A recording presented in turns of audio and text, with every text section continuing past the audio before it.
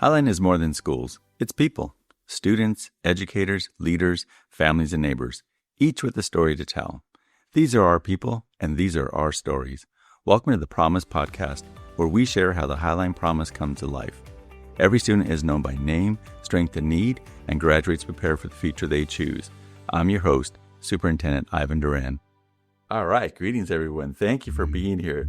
Today, we welcome a Highline advocate, a proud White Center community member, and an Evergreen graduate to the podcast.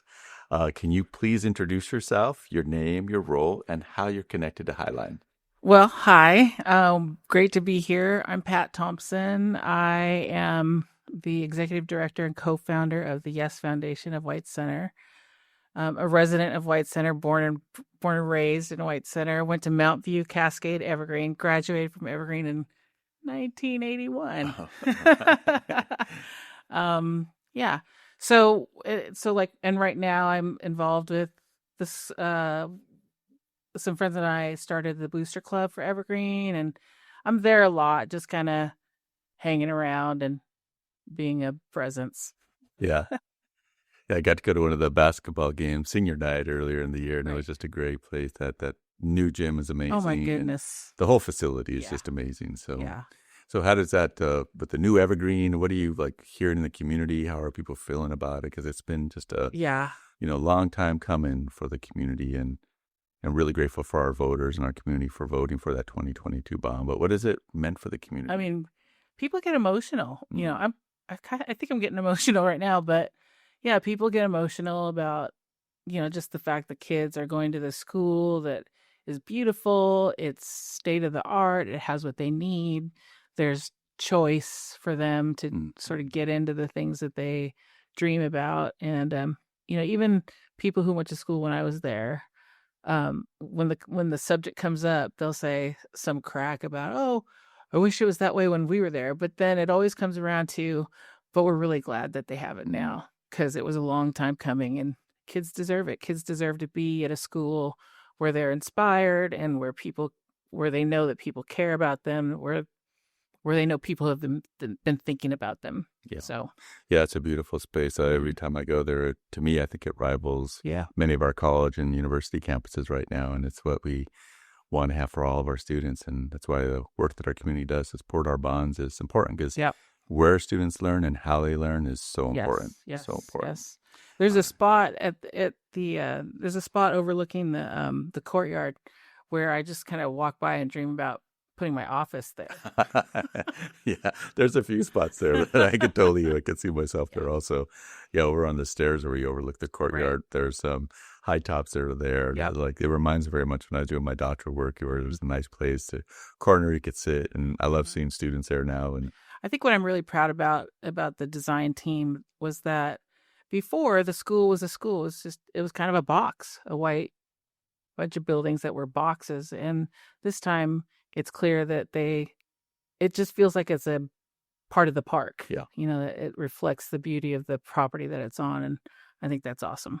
Yeah. And there's up on the third floor, there's a science classroom there where the windows look out and you can just see all the evergreens and trees out there. And it literally feels like we're in the middle of the forest in that setting. So, Yep. Yeah. So for all our listeners out there, if you hadn't had a chance to tour the new Evergreen High School, let us know. We're happy to host some tours and just see the amazing learning space we're able to create. So, all right, Pat, well, you've spent decades, investing in young people in this community. And our promise here in Highline is to know every student by name, strength, and need so they graduate prepared for the future that they choose. So how do you see that Highline promise show up in real ways for our kids and our families, and especially in the community?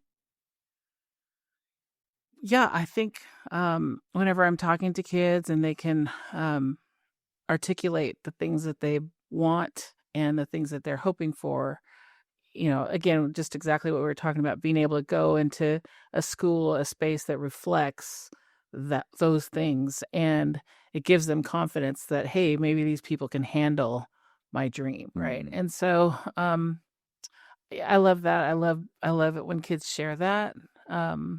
I think that families also, when they see that their children can go to a school that says their kids are going to be safe, that their education is prioritized, all of that. To me, that's the promise. Yeah, that's great. Yeah, I love that. The can we hold the space to be Right. able to hold the dreams for our students? Right. Right. That's a powerful way to think about what education's about and what we do, and we also know that we can't do it by ourselves. Our Right. community partners make a huge difference. Yeah. Here in Highline, we have quite a few because we have a lot of work to do for our academics and well-being part of the work that we do, but really great for all the community groups that support our students and our families because we know we need them, Mm-hmm. and Mm-hmm. especially during these times. Mm-hmm. So you grew up here in Highlands, particularly in the White Center area, and you serve the same community. So what changes have you seen, and what has stayed true over that time since you were young and now in the role you have as a leader? Well, White Center was a beautiful place to grow up in, and it's a beautiful place to be in now. Mm, I think people when they're asking me about, hey, what's it like now? I think sometimes I'm feeling a little bit like I'm being led to, not that you're doing this, but sometimes I feel like I'm being led to say something that, oh, the good old days were always better than they are now. But it was great growing up there. I loved my childhood. I did. yeah. But it's great now, and yeah, it is changed. When I was there, we were one of two Pacific Islander families at Evergreen, and I could count the Mexican families on one hand. There were a couple Japanese families, a couple Chinese families, Mm, and that sort of made up the families of color, in my school at that time. And now, well, there's 79 yeah. different Mm, countries represented, yeah. and something crazy like 90 different languages Yeah. or something Well like over that. So, 90. there's just this. I mean, what a rich experience Mhm. kids have. That they're growing up in this community. And we were talking to a person from Washington State Arts, and they were asking us about uh, they said, tell us about the students here. I'm like, well, they've basically grown up in each other's homes. So, you know, every kid knows about every other kid's language and food, and the way a family prays, and where they go to church, where they go to worship, every kid knows about Ramadan. Mm, They know all of each other's cultures, which is, I did not know that at all. And so I just think they're so lucky to have each other. And when you have a school and when you have a district that kind of knows how lucky we are to hold that, to carry that, um, it's just an asset for everyone. yeah. Yeah, I Mm. agree. Yeah, oftentimes when we're out talking about Highline, we talk about both the challenge and the opportunity because we serve 5 different Right. communities, 4 are elected, and then the White Center area is unincorporated, and so that's why I've intentionally spent a lot of time knowing who are the community leaders in White Center because we don't have a mayor, we don't have the city Right. council, and the county, I think, does their best to support the area, but it's so important to have community leaders who are taking stands for both students and families. So just thank you for all the work you've done over many years. And, I purposely put in that question, like what's remained true, because I know there's always Right. it's been a powerful community for a long time. Definitely changed, but there's also many things that have remained the same.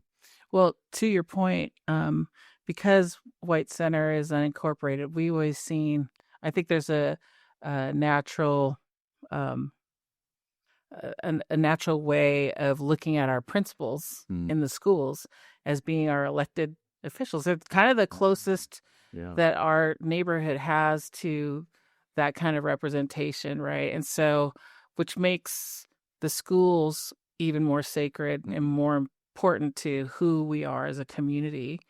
And it just reminds me of I must have been in first grade because the there were no sidewalks going up the hill to Mount View. So when we would walk, it was just mud, right? And the principal, who was a man named Quinn Hevner, he drove the effort to get sidewalks on that hill. I mean, he drove it. Years later, I went back and I found the newspaper articles about how the principal was making moves to make sure that there were sidewalks that went in on that big hill. And so, by the time I was in second grade, there were sidewalks. and it's because of the principal of the local elementary school who didn't want his kids, who knew how his kids needed that. And so I think there's always been this relationship of the local principals and staff knowing that the community needed them to be part of kind of the way that we live. Yeah, I love that. I've never thought about our school leaders being like the elected officials, but yet they play such a critical role of knowing that community and supporting the community. And, I think about Joe Boyer and the leadership team there at Evergreen. Oh, my goodness. I mean, when I went to that basketball game and Joe was there, and then Stephanie came and handed off and she took over, and then Joe was off to another event, so it's a full-time job to not only lead the school, but then also be out in the community. And I think we have our leaders just do a really good job of that. I feel like I'm at Joe's backyard. when I go to the school, I feel like I'm at Boyer's backyard barbecue or something. Yeah, he's definitely embodies that. So, all right. Well, through the Yes Foundation of White Center, you've helped develop young leaders for 25 years. So what does leadership look like in the community? It looks, I think, obviously, when we started the Yes Foundation 26 years ago, I had a picture in my mind of what leadership development meant. And I think I had always assumed that we would do academic type work and, like mentoring, tutoring type work. But when you sort of get down in there, you realize, there's so many different ways to help to nurture your community's children, and so many different ways that you can lead that kids should be led, right? And so, leadership, we look for leadership in, through our families and through local leaders, whether it's the people down at the log cabin, or at the Boys and Girls Club, or the coaches. The coaches at your local high school, at our high school, are super important to kind of how kids feel belonging. Yeah, and for sure. Yeah, so those sorts of everyday kind of leadership are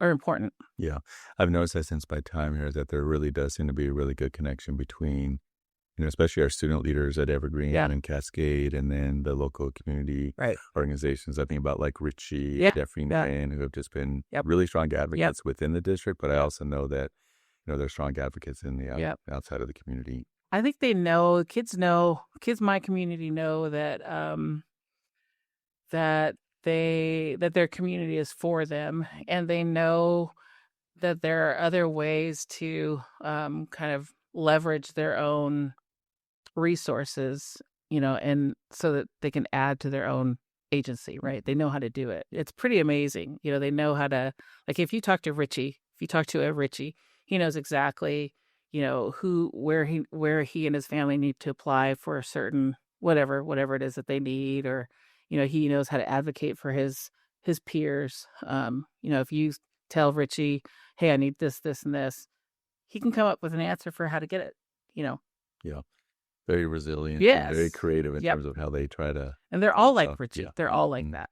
Yeah. And I always look forward to, especially, to stay in touch with Jeffrey, and look forward to, he's off at, UW right now, but I'm really excited to see like what he does as he comes back to the community, how he influences, with the higher level of education underneath his belt, and excited to see what they're going to do for the future. I got in an interesting conversation with a young man who graduated years ago. He's a graduate from probably 2016, but he was telling me that he wanted to get into medicine. He wanted to be a doctor. And I go, then what do you want to do with that? And he said, well, he wants to come back to White Center. I said, well, how will you serve? How will you be here? How will you bring your medical training and being a doctor to White Center? And he thought about it. He goes, oh. And I go, yeah, that's a good conversation, because while you're there and working to do what you need to do, you telling me that you want to come back makes me think, how do we get our community ready for you and for all of the things that you want to bring back to us, because we definitely want you back, right? But we also understand that we have to be ready, right? And so I feel like that's one of the things that Yes can help to do, to move the needle, to help make sure that if young people want to stay, and when young people want to bring back their educational sort of goods. We want to be a place where they can stay, where there's opportunity, where there's, resources. Yeah. Yeah, and obviously fulfill the needs that Yep. they probably saw growing up, Yeah. and they want to fulfill it this time. So, all right, well, a little bit on the personal now. So, who has inspired or supported you along your journey? Oh, I have a great family. My siblings are pretty top tier, all four of them. So definitely, I have two sisters, which and I have two brothers, and they're all pretty. They're all older than me, so I'm the youngest, and they're big personalities. They take up all the oxygen in the room when you're in it. They're not going to hear this, right? They may. But yeah, they all get things done. They all, move mountains every day. And so I've had that to sort of grow up with. But now, in addition to that, our community is thick with just really amazing people. And I'm lucky to be part of that. So, like Long and Aaron and Christian, and we have a group of alums. There's probably 15 of us that we meet, and I think the age range or the class range is one of us graduated in 79, and the youngest graduated in I think 2017, something like that. So we get together once a month, and we kind of just tell each other what everyone's doing, and then sort of put it out there. Well, we need this. How do we do this? Like for instance, when we were talking about the bond the last time the bond came around, that group was huge and just helping us mobilize. And so that Saturday morning happens once a month, and I think that's one of my favorite hour and a half. I love that. In the month. Yeah. Great people. Yeah, really kind of grassroots. Yeah. I'm very familiar with the group because you've obviously helped us to, pass a bond, but you've also challenged us to do better, which I appreciate because we need that every once in a while because, we don't always see and know everything that happens, in our schools and our communities. And I appreciate that push that you all given us. So I think that's a great inspiration that you've shared there. So, all right, when you think about our future for yourself, for our young people and our community, what gives you hope these days? Kids are so smart. Yeah, I mean, they're so they're so articulate. They know so much about their world, right? I mean, that's not to say that they don't have needs. There are some places where I know that they need to be supported, and I know that they need people to come alongside and sort of hold them up and kind of hold them together. But, even the young woman that spoke about the walkout when she spoke at the school board meeting, I was amazed at how strong she is and how devoted she is, how much she knows, their place. I mean, how much she knows what they need to do, right, about their own world. Yeah.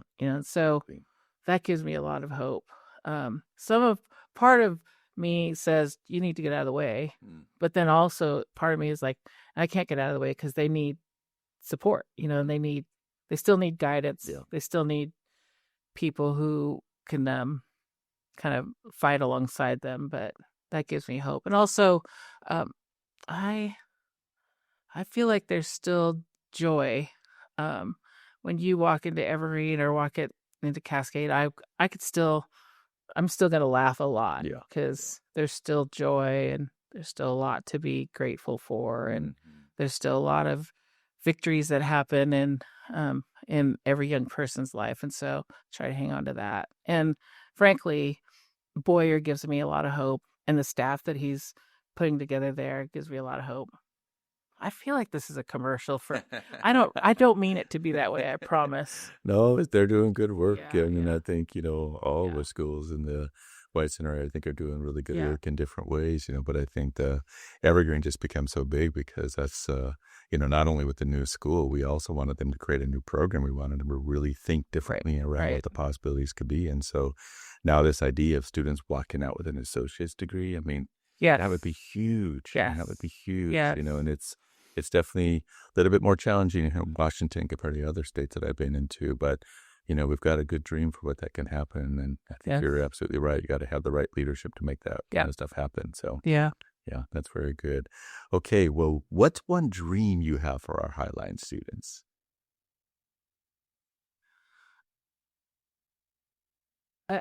Lately I've been thinking about I want to see I feel like we have the most talented, the smartest, most athletic young people ever. And I'll put them up against anybody, right? And so I feel like I want to see our kids on Broadway in the opera, everywhere. I want to see them everywhere. Part of that group that I told you about, the alumni group, which call ourselves CTW.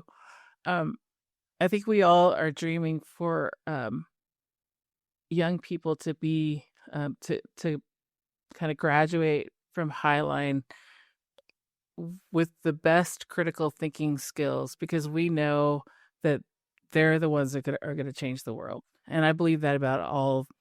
What do we have? 17,000 Yeah, students. about 17,000. I believe all of them are able and equipped to go out there and change the world. And so, when I think about what I'm dreaming for each of them, is that they get everything they need in order to be set free and fully equipped to do the thing that they were born to do, and what they were created to do. Yeah.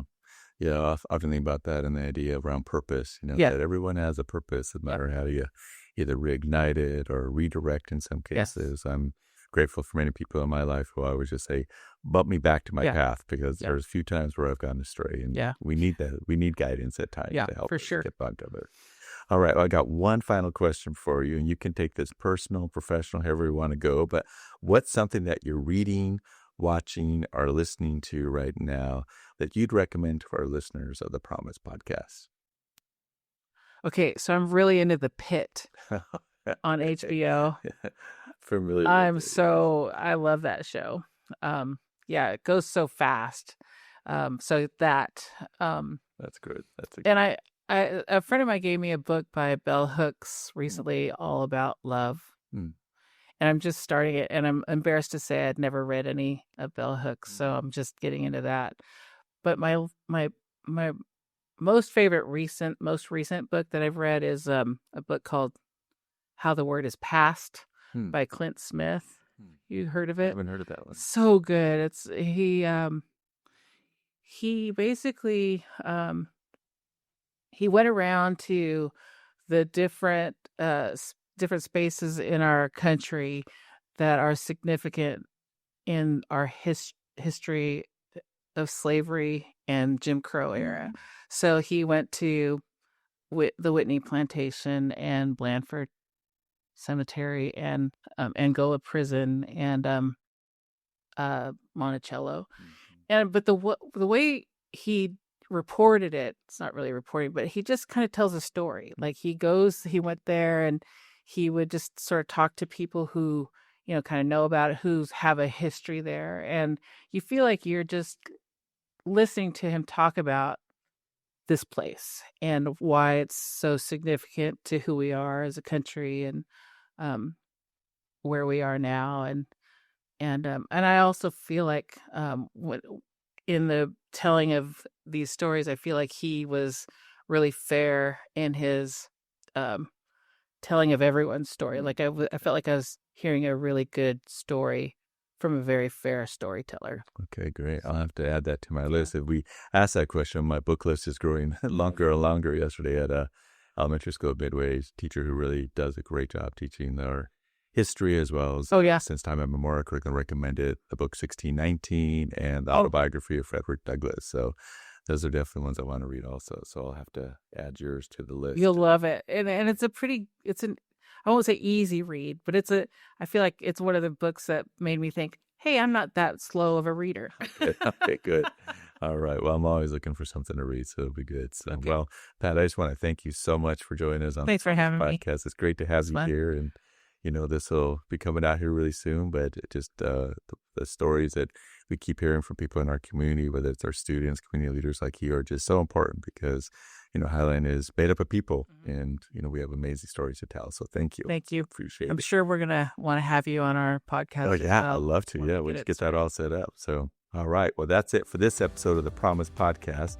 These stories remind us that Highline is built by people, students, staff, families, and community members, each making the promise real in their own way. Don't forget to like and subscribe so you don't miss our next episode. I'm your host, Dr. Ivan Duran. Thanks for listening, and I look forward to sharing more stories with you soon.